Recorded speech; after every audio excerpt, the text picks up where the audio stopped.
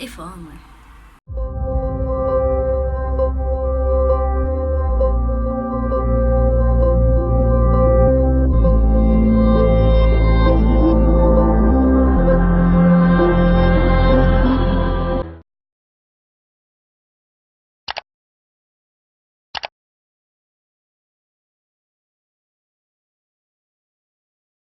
What you say? Oh wow, that lighting is horrible. It's hospital day. Yeah, just about to leave to go to hospital to physiotherapy because according to doctors and nurses, whenever you're having a flare, just exercise through it. And then all of a sudden it just gets magically better. Oh, if only. I feel like death. Pain all over. Feel weak, shaky. Just another day, innit? A few moments later. So I've done loads of uni work and my course hasn't even started yet. But they've released the website so I can get onto everything. I've become addicted to Euro Truck Simulator 2. My laptop's on its last legs and I'm kind of stuck in bed in this position right now. I can't move. It hurts too much to get up.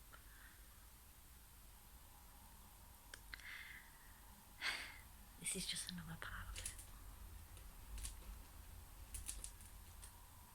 I think my house is going to blow down. This might be the end. At least I die happy. I got my babies.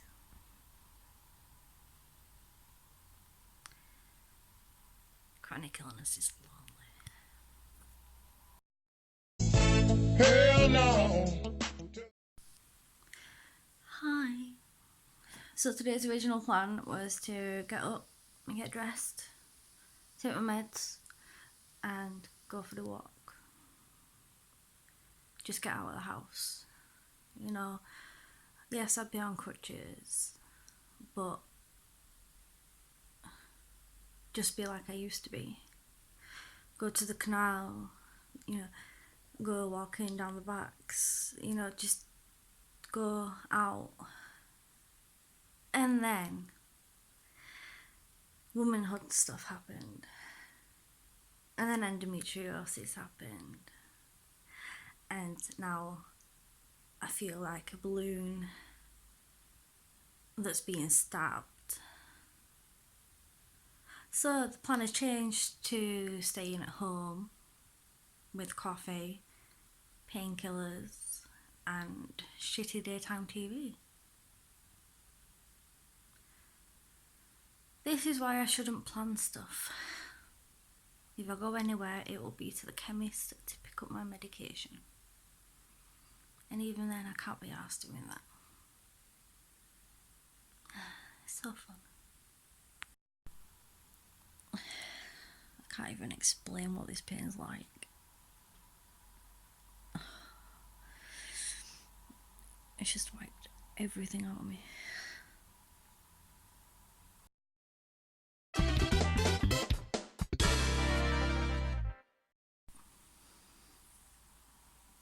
Look at the state of me. Right, so an update on the last few days. I went to the doctors about the pain that I've been having, and I have been put on stronger morphine patches, and I've got a bottle of Oromorph that's bigger than me. I've been referred back for surgery for my endometriosis, which I'm so happy about. I knew something wasn't right. So, fingers crossed, in the next few months, I'll be getting some decent sleep. What else? trying to think. These last few days I haven't really done much because I've just been in too much pain. One eternity later. I've got man flu. I didn't really want this, but I've got it. Definitely a day in bed. Feeling sorry for myself. Look at the bags under my eyes, man. Oh. Doesn't help when you've got a flare up coming on. Or pain. Oh, so ill. So ill. Insert sympathy here. I know. Let's talk about periods. Now, every case of endometriosis is different. I don't think there's two women that have got the same symptoms. But I've recently come on. Which usually is not a problem. But this time, something's not right. I have had the worst endometriosis flares that I think I've ever had. I've had it now for 9 years. And not once have I been bedbound in tears because of the pain. There's even been some days when I haven't even had the energy to cry. It's a very difficult situation. I was concerned when the bleeding wasn't normal. It was like my body was trying its hardest to bleed like normal, but it just couldn't. And that was when I felt like my body was fighting against itself. And that hurts so much. Last time I went for surgery, which was April 2018, I went a good few months pain-free, and pain came back, and then I went through hormone replacement therapy, and they gave me injections that induced menopause so that I didn't have periods for a few months, just to see if that were going to help with the pain, but instead that caused more pain, and we don't know why. So I came off that, and then I came back to normal after a few months. That was a very difficult situation to be in. I didn't like that, not at all. Now, most of the time I do talk about fibro because that's something that controls my whole body. And that's something that's hard to express. It's not very often that my endo takes over, sort of thing, if that makes any sense. Yes, most of the time I am in chronic aeroplane, chronic pain. I think you get the gist, don't you, really? I'm in pain. I'm in a lot of pain. And then I'm in some more pain. Yeah.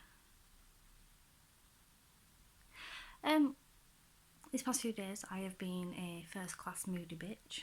That's why I haven't done any filming, because I've just been snapping, and yeah, I've not been the best person.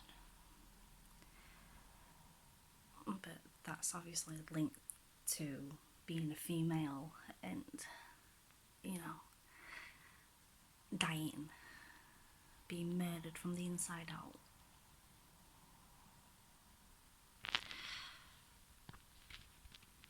I don't really know what else to say.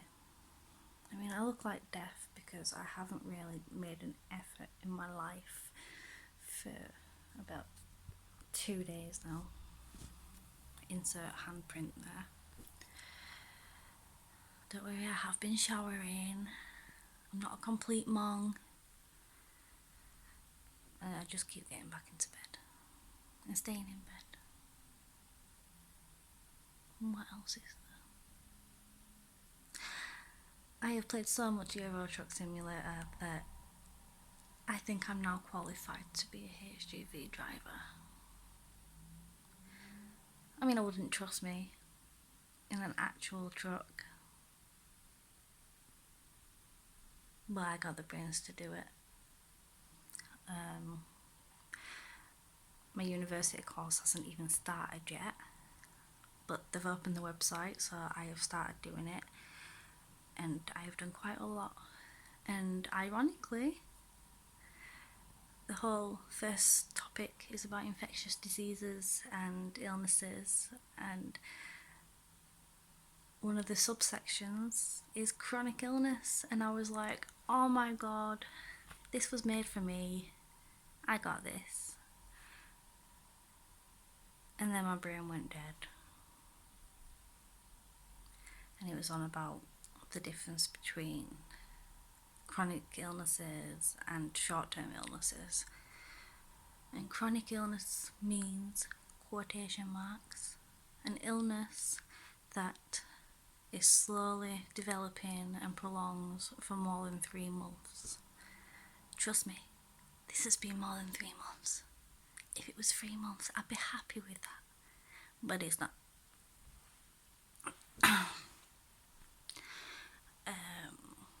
So yeah, been doing that. What else?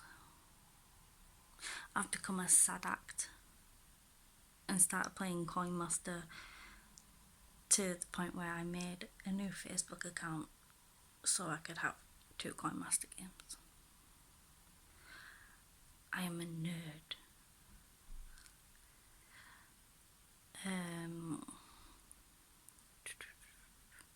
I'm back on Twitter.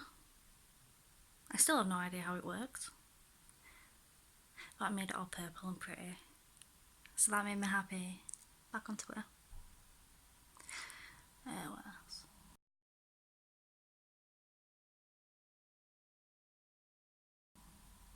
You will have noticed a new intro. You will have noticed that out of nowhere there has been editing skills that are better than me just going on Paint and drawing a smiley face and inserting it everywhere. That is because I am working with a very good friend of mine. He watched my first 3 episodes and said that it opened his eyes into how an invisible disability can affect someone, and how just by looking at someone and not knowing what's going on, you know, it's a big thing. So he's decided to help me do the things that I have no idea how to do, which is basically live. I have no idea. But the state of me, man. One of these days, right, I'll do my hair and makeup and you won't even recognise me. People are like, who's that? Who's taken over this channel? It'd be me. But today's not that day. So yeah, I'm working with a very good friend. He's going to help me with my editing, give me any advice that I may need towards stuff like that. Which, yeah, it's kind of nice, isn't it? Some people are friendly. I think that's really everything that I can go through. We're basically just waiting on appointments and waiting for surgery dates. I had physio, and the woman said that my muscles are very weak, and she's surprised I can stand up in general, but that's alright, we can work on that. So yeah, hopefully in the next video I will be out of the house and you might see footage of the sunshine. You might see footage of outside. I know. Need a miracle for that, don't we? Huh? Right, anyway, I am going to bed. Possibly to sleep. I'm sorry that this episode is just me rambling to a camera. Like every other episode. I need a life. Thank you for watching. Remember, Instagram, I sometimes post photos because, you know, look at this pretty face. You want to see this all over, don't you? Twitter. Occasionally I'll try and figure out how you use it. Snapchat. And you'll basically see when I'm at the doctor's. Because that's when I use that. Sometimes I use it during the day. The whole social media thingy. You know the drill. All down below. I don't ramble on then. Thank you for watching. I hope that you subscribe and follow my journey. There will be more exciting episodes, don't worry. Just when I have times like this, I do stay in bed. See you next time. Bye.